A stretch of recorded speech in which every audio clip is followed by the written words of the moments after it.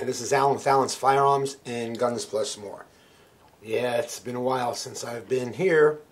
A couple of reasons. First, like everybody knows out there, all the gun channels that had any type of shooting on their sites were, the advertising was taken away, demonetized. At first, all of us were.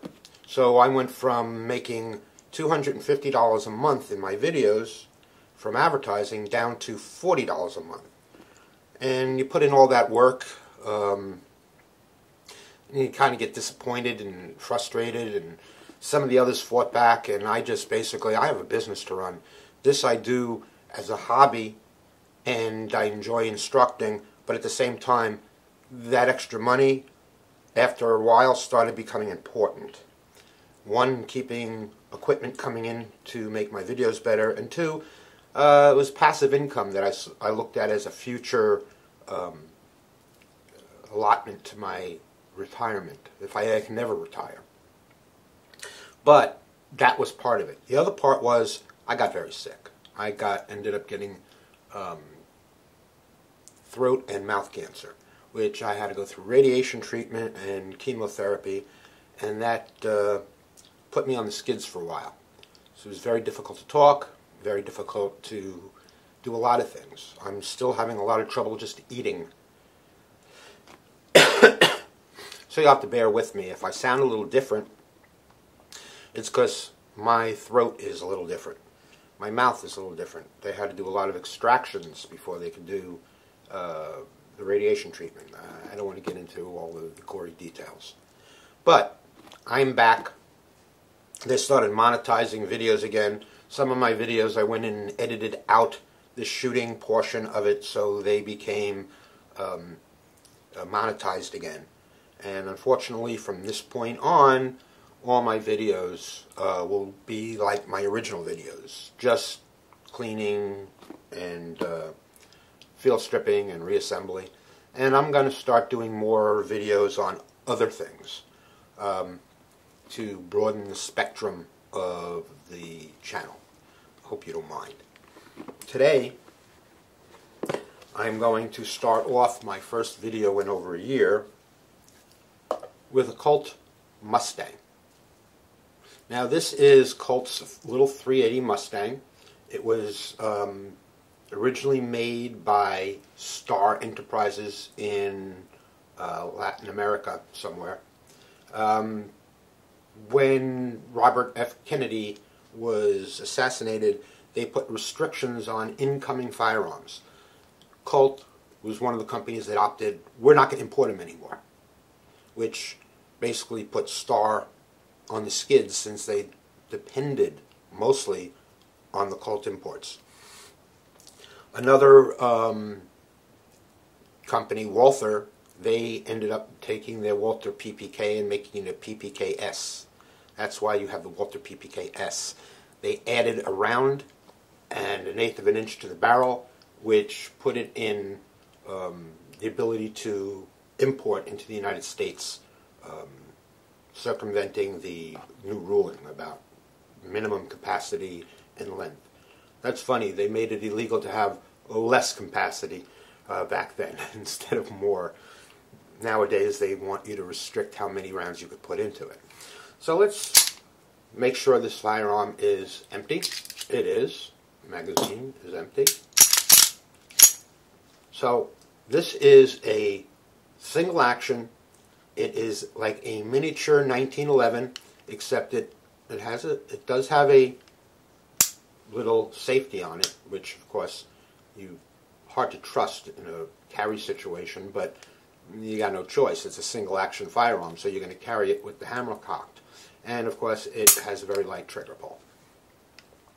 These are very nice little firearms. This is what they call the +2, so this is a rare one, and it's worth a little more than your average Mustang.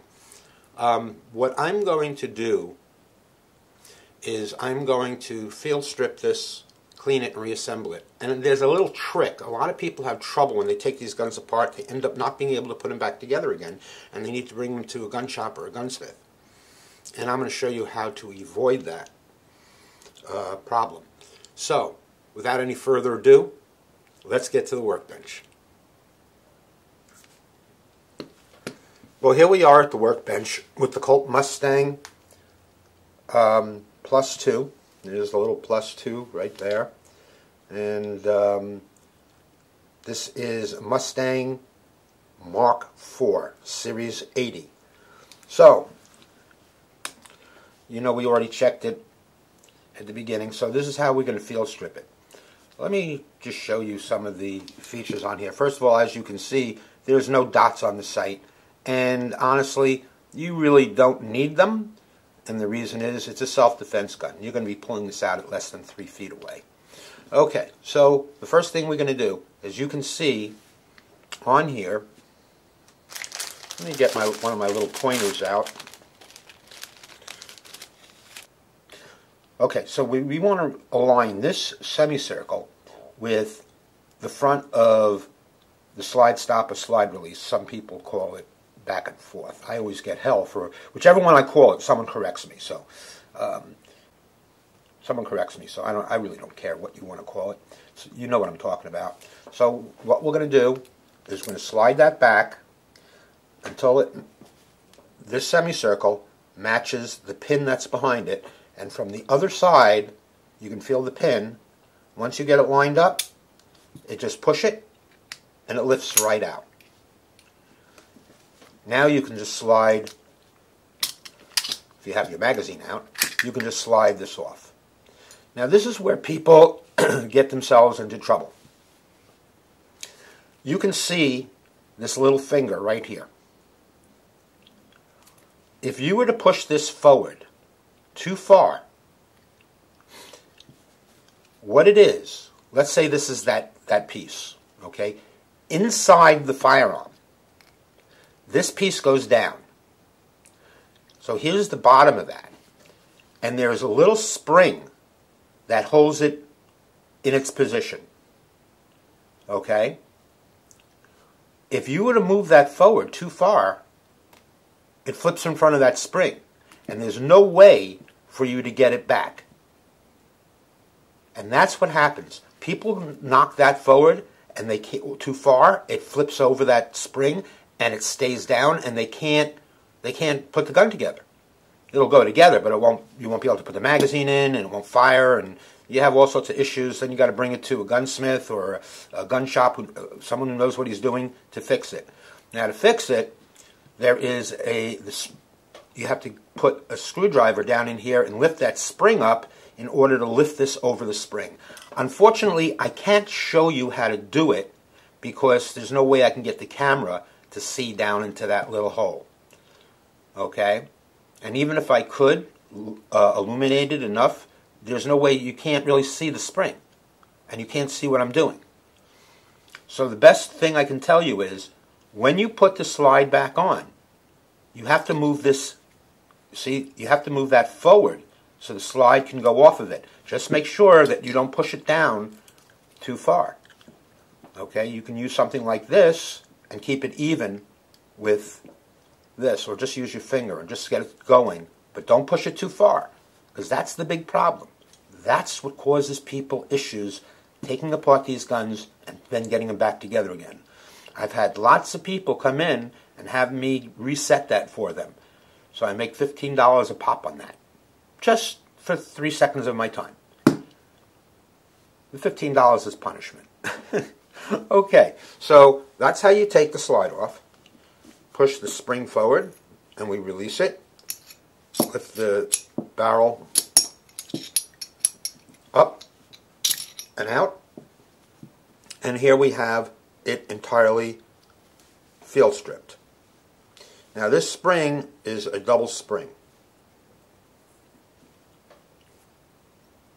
And both sides of the spring, both small and large, are exactly the same. So it is not, so it's bidirectional. You don't have to worry about that. Okay? So, in order to clean this, strike hold is what I use to clean all my firearms with. This is a do-it-all cleaner. It cleans and it lubricates. So if you use strike hold, you won't have to oil the firearm afterwards, after you clean it. But I will show you how to oil it and lubricate it just in case you don't have strike hold and you're using traditional gun cleaner. You can find strike hold on my website if you need it and you can't find it locally. You can get it, if you can get it locally, it's a lot cheaper. I'm thinking of putting it on Amazon. I'm not sure yet. But it's a great gun cleaner. And just go into the barrel.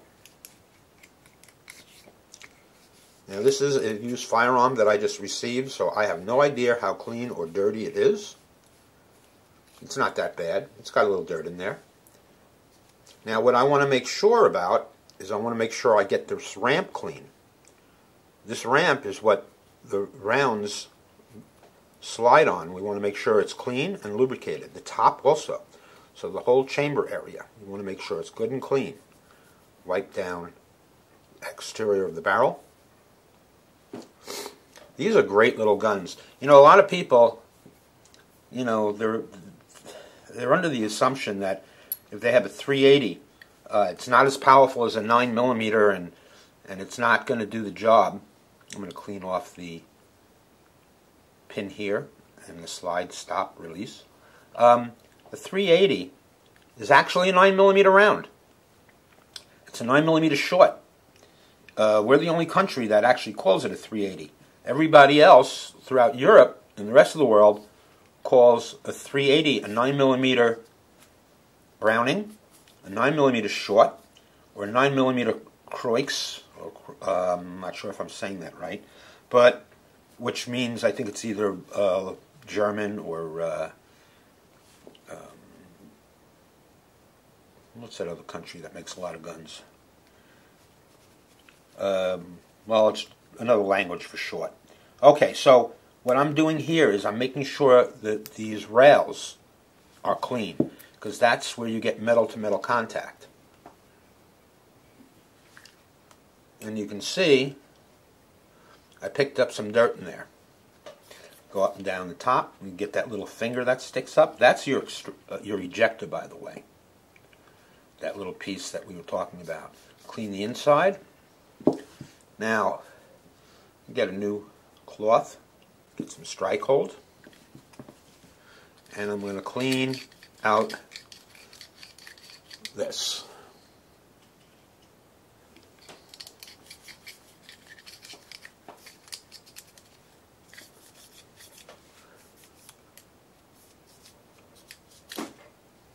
Okay, and you can see not much dirt came out of it, so the owner of this gun took really good care of it.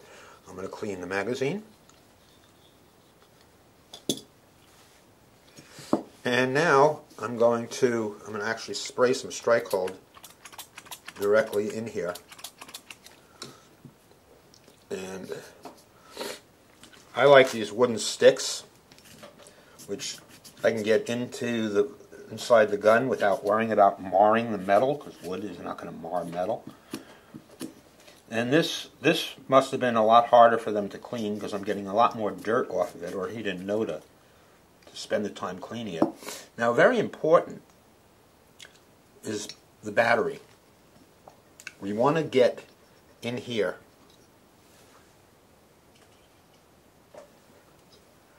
We want to get in here where the round lays. Make sure that's all clean.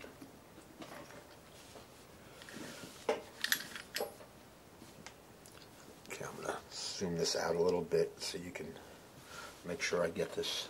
Now, inside here, this is your locking lug. You see that separation? That's a groove. And that goes into there's a piece of metal in here that goes in there and locks the barrel in place when it's closed and ready to fire. That's what stabilizes the barrel.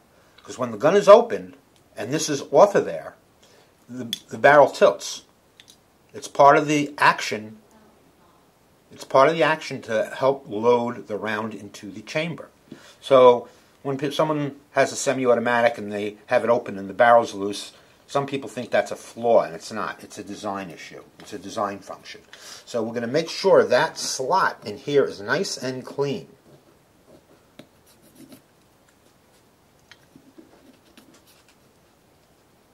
I'm going to make sure the whole inside of that is clean, and finally, we're going to make sure the slots on the slide are clean.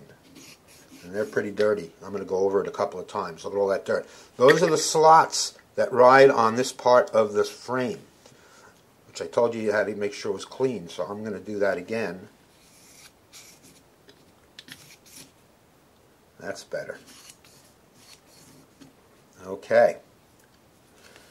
And we're going to clean the front of that. Clean the back of this. There we go. Now I'm going to just finally take some strike hold and wipe down the outside of the firearm, which will give it some protection against the elements.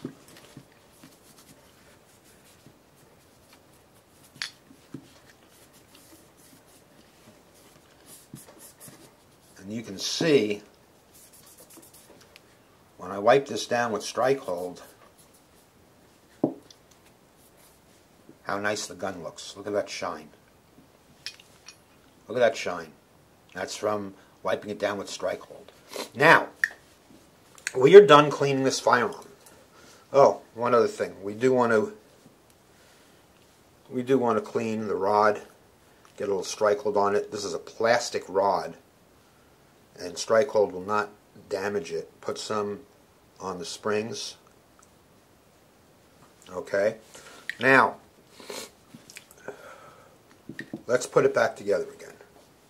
Oh, we have to oil it, don't we? This is strike hold. Okay?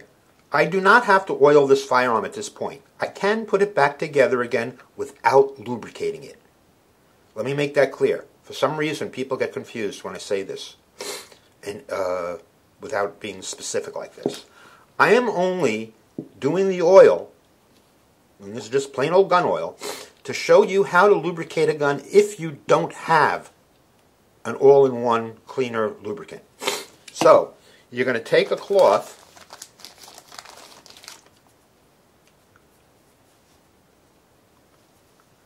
and you're going to put a few drops of oil directly on the cloth. 1, 2, 3.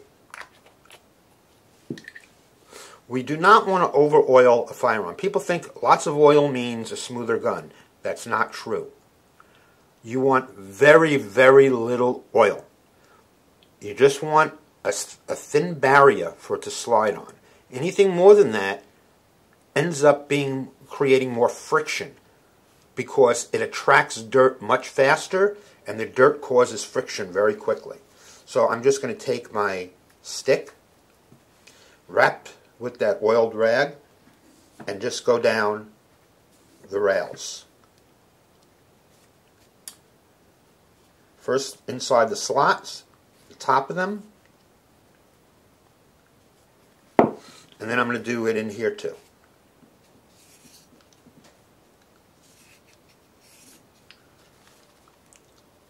That is all you need to do with your oil.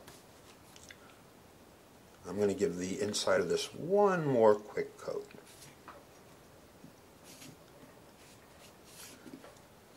That's pretty light oil, isn't it? I'm going to come down here and here. Okay, that is all the oil you needed, just where the metal surfaces touch each other. So then you take your cloth and you just wipe down your barrel, put your oily rag through your barrel.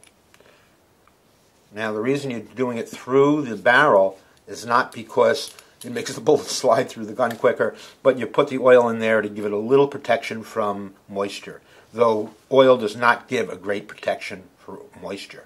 Then you wipe down the whole inside of the gun with your oil, the whole outside, Okay? So the first two things you do are the rails and the frame, because you just freshly oiled the rad. Then whatever oil is left over, you use to wipe down the rest of your gun with. You don't need a lot of oil. 3 drops of oil for a gun. If it's a really big gun, so 4 drops. But that's all you need. Now, let's put this gun back together again. Oh, one other place you might want to put oil on is that pin, because that pin moves. And a little on this pin. Okay. So we're going to put our springs back on here. We're going to drop our barrel into the firearm. We're going to put this through this hole and back down on here. We're going to slide the slide back onto the frame. Now when we get to here, you see that piece won't let you go back any further. This is where people get in trouble. You got to push this down.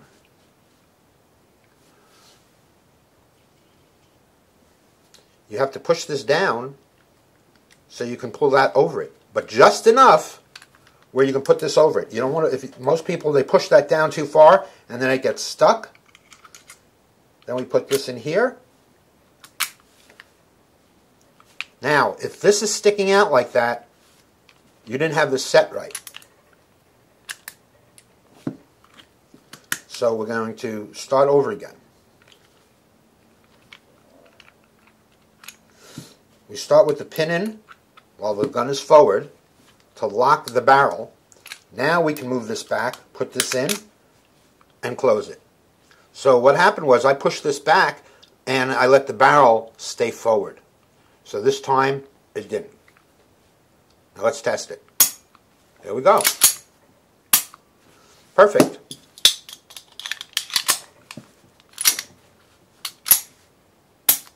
Now let's try the safety.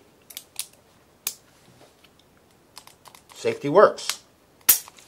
And there you go. That is the Colt Mustang +2. Hope you enjoyed a video. Haven't done this in a while. Glad to be back. And please like and subscribe. Until next time.